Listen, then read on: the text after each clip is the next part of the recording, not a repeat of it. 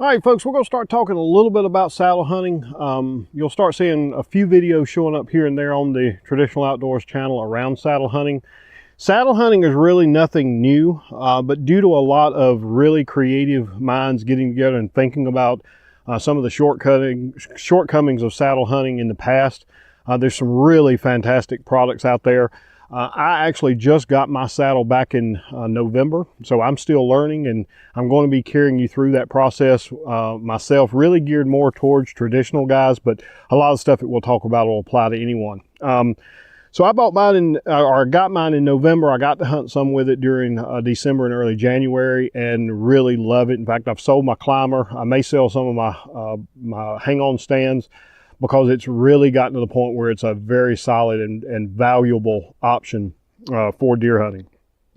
Now, none of the products that I'm going to talk about am I being compensated for, so I'm not being paid again for any of these reviews that I do. I'm just trying to provide some information to other hunters to help them go through and not necessarily have some of the obstacles that many of us are finding and having to accommodate for. So just sharing my experiences and my goals, and hopefully you can find those beneficial. So this first one we're going to talk about is platforms. Now this is a tethered Predator platform. My buddy Jacob Myers over at the Southern Outdoorsman let me borrow this one for this hunt in South Carolina this week, so I will be using it some. And this is the one that I'm really excited about, though, because I wanted a platform that was going to be really light, not take up a lot of room, that I can really use when I'm hunting deep in public land, you know, mile and a half, 2 miles in. The whole goal for me of saddle hunting is weight, getting the weight down as low as possible. So Zach Snyder at Artesian, I'll have to pull it up on my phone real quick, because Artesian Outdoor Fabrications makes this great little platform here, and he makes these for all popular stick models. This is on my Hawk Heliums. I like the Hawk Heliums because of the double step. I have done a rope mod on these, so using a Versa button and Amsteel rope, just a lot quicker to me, as well as being lighter. But this little platform, it's roughly 3 inches by, I would say, 12 inches wide. And it's perfect because all you really want to do is give your legs something to rest on, and it doesn't weigh as much as a 3+ pound platform. Now this definitely has its place, and I will be using a platform. I haven't decided yet if I'm gonna go with the tethered platform or the out on a limb platform, but I will end up getting one of those. But for deep woods, I really want to use something that I can just have on my top stick. And that's all this does. You remove the top 2 sticks. This bolts on in the same holes as your sticks bolt on to.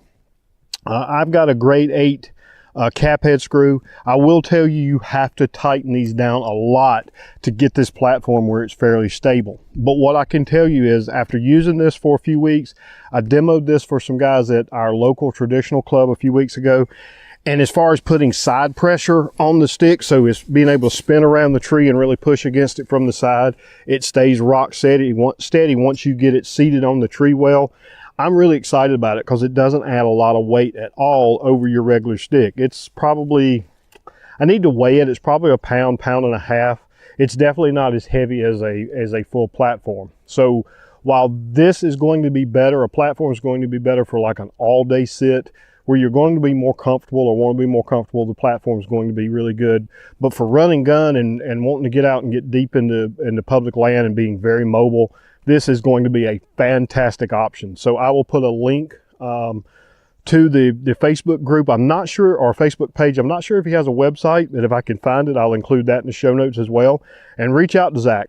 He's a great guy, and he makes these things pretty regularly, and they're not very expensive. I want to say it's under $100. I'll just put it at that. I don't know the exact price, but it's under $100, and again, you just can't beat it. So check them out. I think you'll enjoy it, and if you're looking for something really light, it's a great option to add to your saddle hunting option or arsenal. So until next time, take care, everyone.